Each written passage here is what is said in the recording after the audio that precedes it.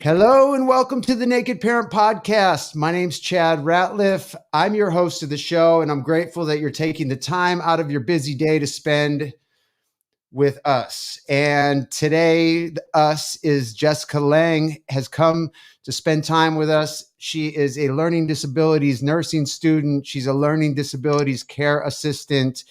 She works with folks at the end of their lives, and she's the mom of three ASD boys fighting for diagnosis, um, and is coming through the dark into the light and wanting to help others do the same. And that's why the show was created. So, Jessica, welcome to the show. Hi. We're so grateful to have you. I'm Can glad you to be tell us a here. little bit about your family and ages, and just give us what that looks like? Yeah, so I've got three boys. I've got Ollie, who is 11. He's just started senior school.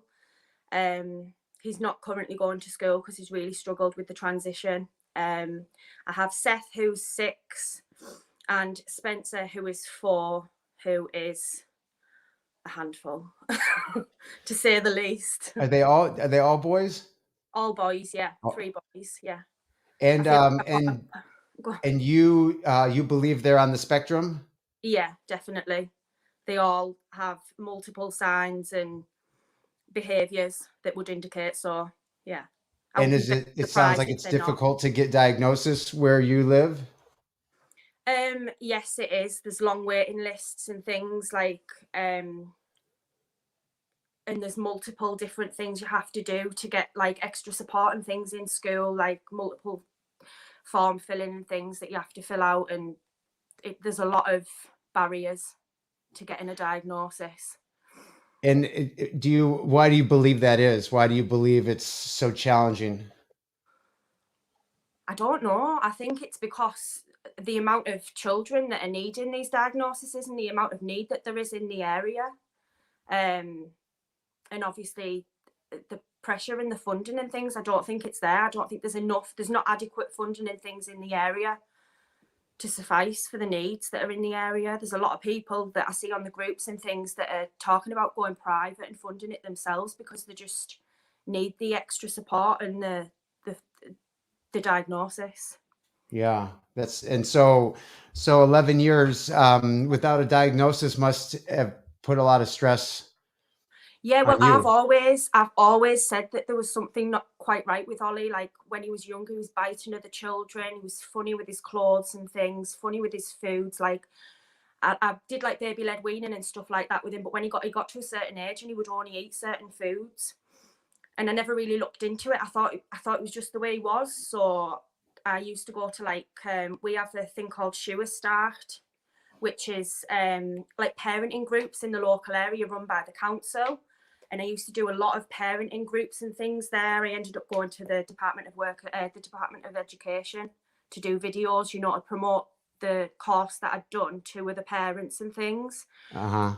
Um, and then that all got stopped. All the funding got took away, so a lot of the centres closed, and it was all targeted to specific groups of people.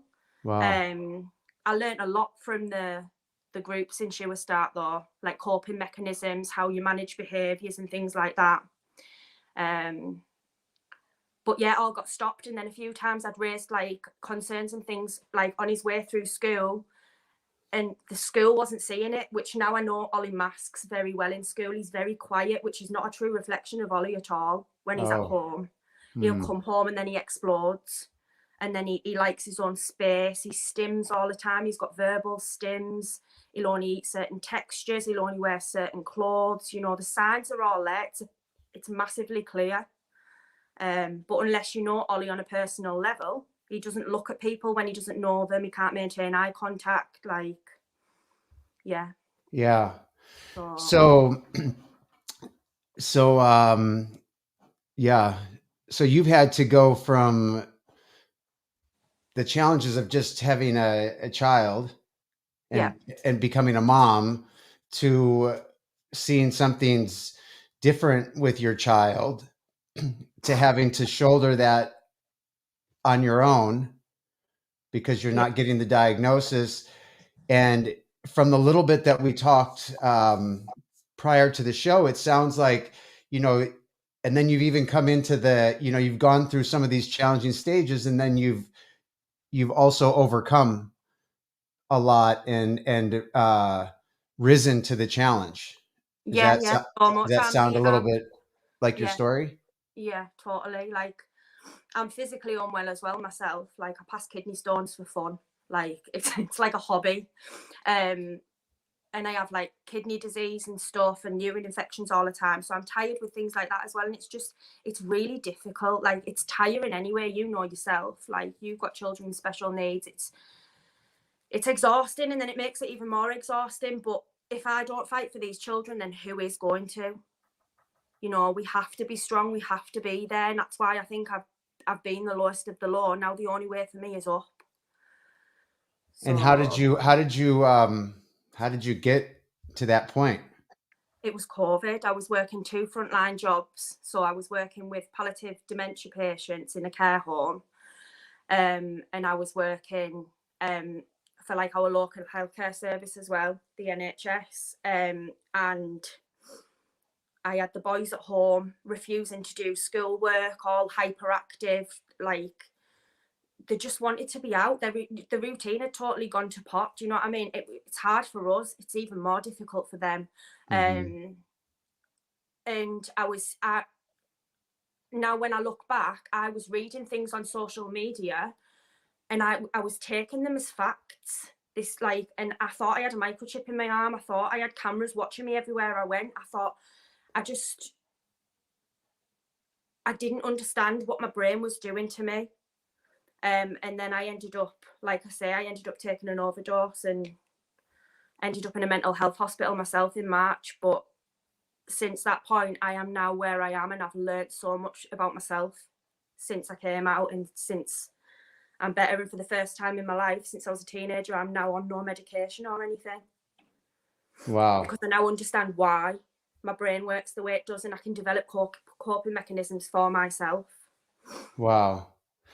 That's so inspiring. And I can't tell you how many people I've spoken with that raising special needs children who have hit lows to a version that you've shared of yourself. And I shared some of mine with you, the low of low and addiction and homelessness and, and it's so amazing to know that there's a different way to live and there's a different way that we can be for our children. And it's also very sad and scary that it gets to that point. Yeah. Because I never wanted it to get to anywhere close to where I was. And I'm sure it's the same for you, right? Yeah, of course. Like, nobody wants to feel like there is no other way out. And the guilt I feel now, when I think back, what if that had worked? What if I'd have been successful? Those children would have been left with the consequences of those actions. And that's why I will never, ever, I say that you never know what's around the corner, but, Yeah, I can't tell I you am how many. more aware of my own thoughts and my own emotions. And I'm trying to be more aware of when I'm feeling those emotions, what I do so that I can stop doing that and move away and, develop Amazing. different coping mechanisms. Amazing. So I'm reading this book right now called The High Five Habit by Mel Robbins. And Right. it's kind of about, it's about building self-esteem within ourselves. And Yeah. the part that I read today, it talked about the science in your brain, and I forget what the part is called, but she abbreviated it as RES, and it's this. Basically, she described it like it's a hairnet over your brain, and it has these neurons, and it reports 34 gigs of data per day, which is like 26 years worth of messaging. That's what it processes in one day. That's great. And what it does is it tries to figure out what's important to us and then bring that back in front of us. So when I tell myself I hate myself, what a piece of shit I am, what a terrible parent I am, how did I miss another appointment? Like, I just can't figure this shit out. Then it doesn't know, it thinks that that's what I want. The more Because you feed it, because I'm saying it so often, it thinks that's what I want. And so it's giving me that. It's showing me everything that lets me know that I'm a piece of shit. yeah. And she says, we got to kick the bully out of our head. And I so identified with that. I'm like, I am my biggest bully by far. We're all our own worst enemy. We really are. And until you're aware of it and you're aware of how negative you actually are as a person, you'll never come out the other side, because you're literally feeding it. Like, so it's just, you need to be positive, but not only to other people, to yourself.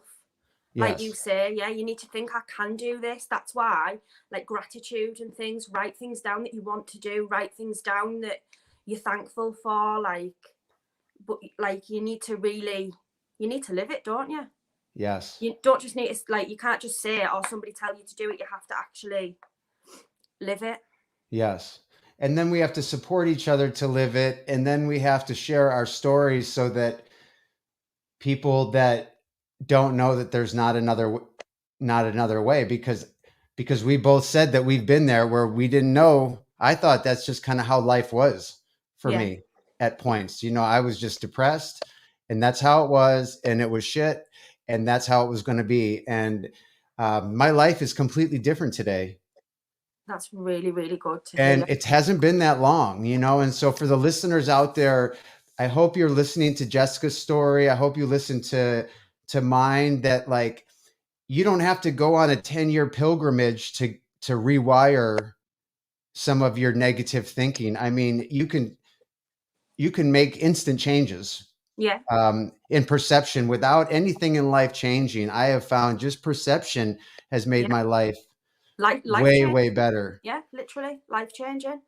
And So can you meditating. tell us, can you describe, just so that we can get a picture, what's a difficult day look like at home? I mean, 3 boys on the spectrum, hyperactivity. What's a hard day look like for you? Oh, every day is hard. But Yes.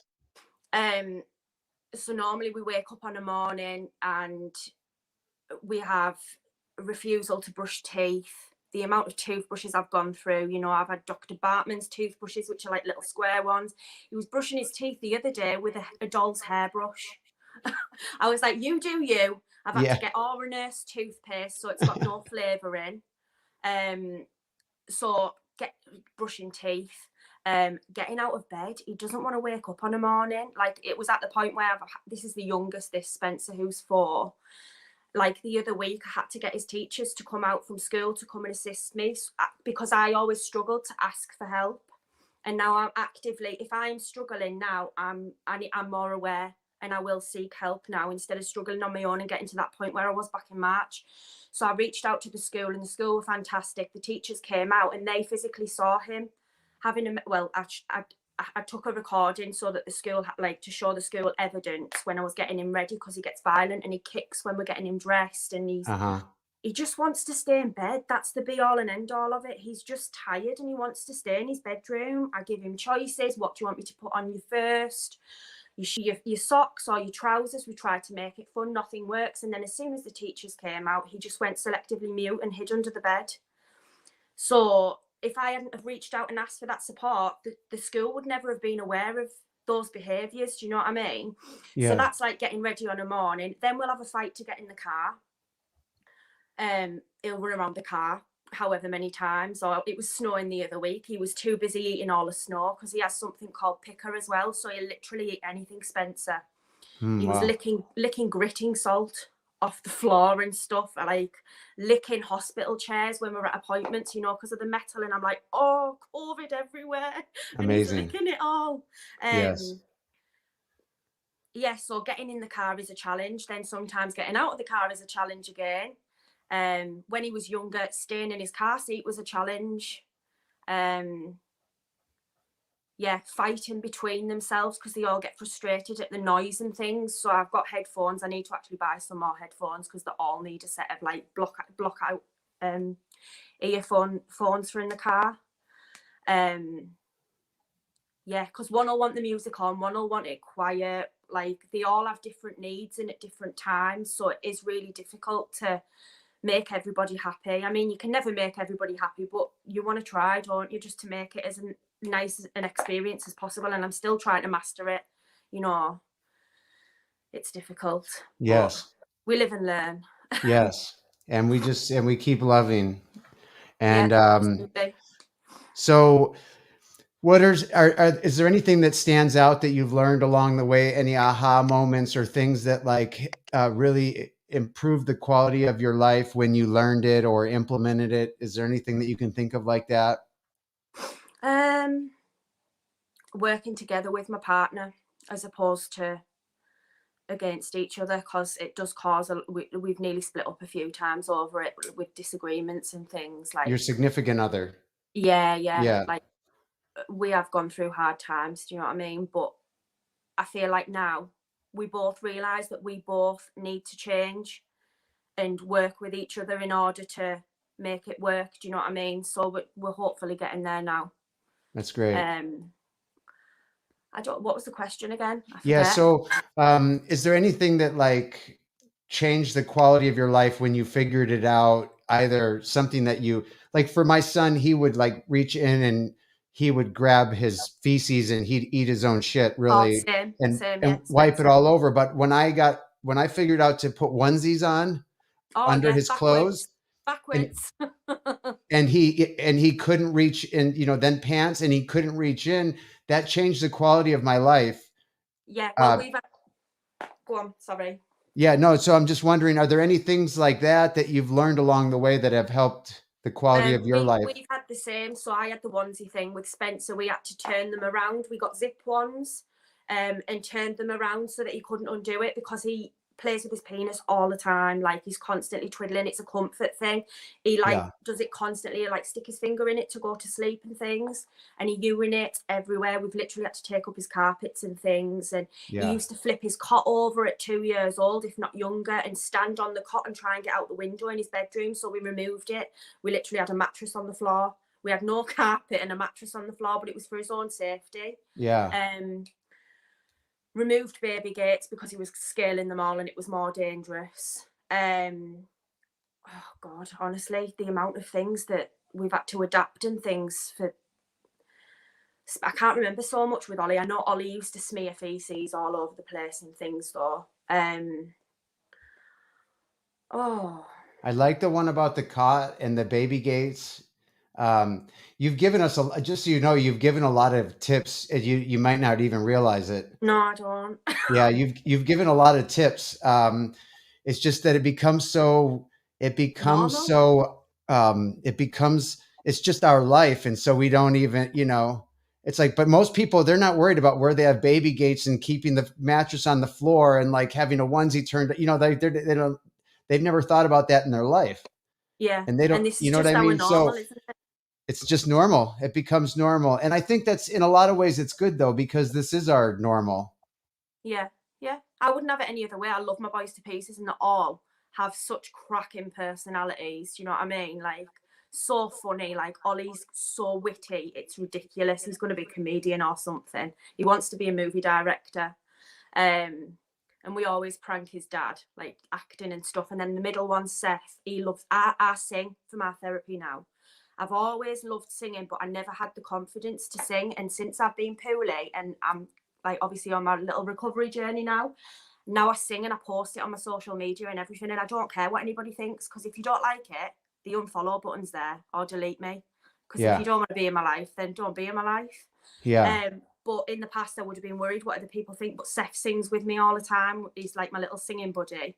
Nice. Spencer's a daddy's boy, but he is we call him a chimp because he is actually a living chimp child. He scaled the garage roof at like 2 years old. Wow. Like, he is something else. He's Spider-Man. It's amazing. And and I don't think we talk enough about the amazing qualities of our children. I mean, it's because we're so focused on survival. Yeah. Surviving the day. I forget sometimes to talk about, I mean, the family sounds so wonderful when you talk about those things. Yeah. And like you said before, though, if you feed the negativity, it's easy to get in that rut and feel like there's no way out, and then you just get deeper and deeper, and then you start thinking about all the bad things that are happening, and then you're overseeing all the good things that are happening. You're overseeing like the progress that they might be making, or you're overseeing these amazing little shitbags. Yeah. Moments. Yeah. Moments. Yeah, absolutely. Is there something that you believe to be true that most parents disagree with? How do you mean? Do you have like a belief that most people most other parents disagree with? Like, YouTube is bad. YouTube is not bad. YouTube saves my life. okay, there we Honestly, go. like, so growing up as a child, I used to sneak the TV on a night because I couldn't physically sleep without the telly on. I needed visual, some stimulation to get me off to sleep. All of us as adults, we'll lay there in bed on our phone. So why, like, if your child is settling and they're happy, watching things that they enjoy watching and learning from it, because a lot of us are visual learners. I know I am. My children are visual learners. Ollie definitely is. Spencer definitely is. And it soothes them. So I allow them to have YouTube on to go to sleep on a night, because that makes bedtime for us a lot easier. The children are all upstairs now chilling out. I'm letting them play on the PlayStations. They're on YouTube. It's the only reprieve I get. That's the only break that I get from the full on. Yeah. Do you know what I mean? Yeah. Yeah. So I think that's great. And a lot of people don't agree with it. Yeah, but I know they don't. And I'm glad that you found hopefully one of many things that will help make your life more enjoyable. Yeah. And more enjoyable is not the right word, just more I mean, flow we love our easier, kid. flow easier. Yeah. It just sometimes it just gets so heavy. Yeah. How about for you? What are you doing to like take care of you? Or do you do anything to care for yourself? I never used to. But now, obviously, I'm going to university and I'm really enjoying that, because obviously it's time with different adults and things. And my thing is medicine. I love medicine. I love anything medical. I always have. Like, I knew the full birth process at about the age of 5 or 6. Like, when I think back now, I think that's not normal. That. But I always watched like birthing programs and stuff growing up. So that soothes me, being in an environment with other people that are like-minded and that are wanting to study medicine.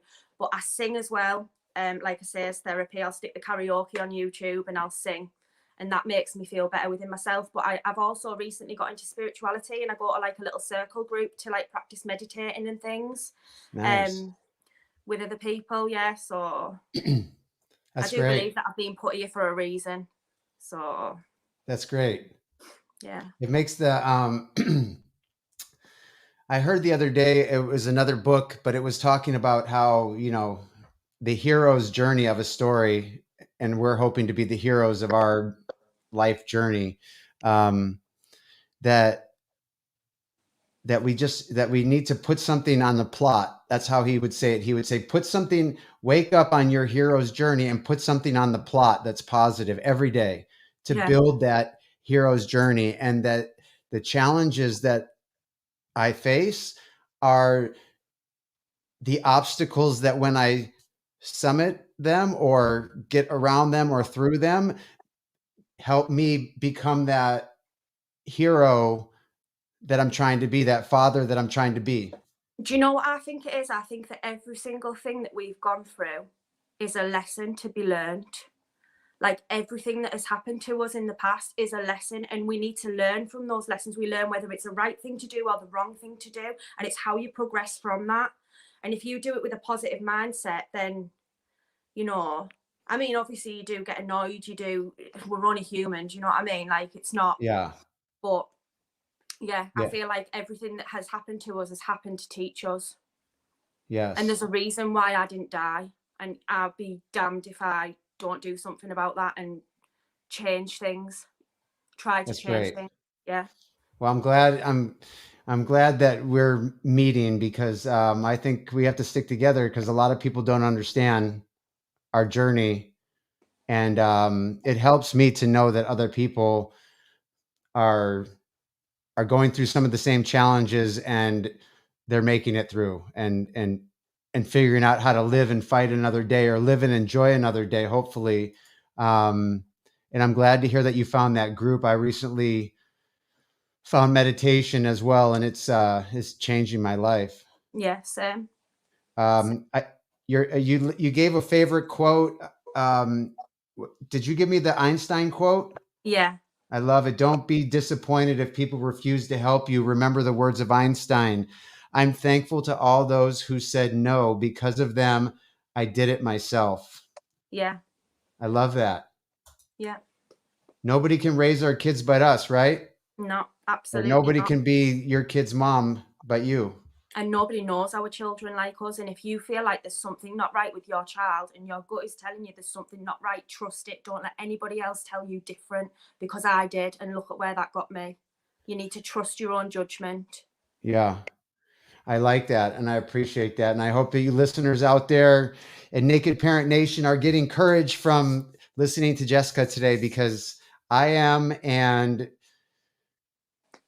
like I said, maybe it was before the show started, but I've had the opportunity to have nothing in my life change except for my perception, and the quality of my life drastically improved. Things will And come it's like, to not, you. the nasty divorce is still the nasty divorce. That situation over there, and the discrimination over here, and the cancellations on my kids over here, all those things were still happening. But I was able to have a perception change, and I think I got a lot of that through meditation, and my life was better immediately. So, Yeah. I love that you found that. So we do like a lightning round of some to get some more answers from you, like, and you give one word to one sentence answers to a few questions. Are you up for trying Yeah, that? I'm ready to go. All right, here we go. What's the best advice you have received? Oh my goodness. Take each day as it comes. Take things one Yes. step at a time. Share Don't a look at personal habit that contributes to your success. mindfulness. Nice. Do you have a top resource or recommendation to share with other parents? Groups on Facebook or on social media, other parents. Amazing. Great. What's the next thing on your list that you want to add for your individual well-being? Individual well-being. Yeah. What's the next thing that you want to add to the just for you list? My qualifications. I want to get my qualifications. Is that what you mean? Yeah. Yeah, exactly. Yeah. So that's awesome. What's one thing you think would improve your life if you did it or had it? The autism diagnosis for the children, so they can get that extra support that they need. Yes. And I'm gonna put intention with you for that comes to you as soon as it's possible. Oh, thank you. I really appreciate that. And I've really enjoyed our conversation today. I felt really connected to you as a person, and I hope we can stay in touch. Do you have anything from this show or just from your life experience that you'd like to share with the listeners of the show? Just keep doing what you're doing. You're doing a good job, whether you realize you are or not. Just stay strong and try and stay positive and do what you've got to do for your children. And I hope you take that advice too. Yeah, I know this is sometimes what I don't do. I don't listen to my own advice. I'm a sucker And you're for doing a it. great job. And your kids are really lucky to have somebody who cares about them so much. I can And feel yours, I yeah. can feel how much you love your children, and they're lucky to have you. And I'm lucky to know you. And I hope you stay in touch with the show, and maybe we can connect down the road again and hear an update on your story and your education. Yeah, absolutely. Thank you so much for having me. It's been a pleasure. Okay. I hope you have a wonderful day. See you Blessings to later. you and your family. Take care. Bye.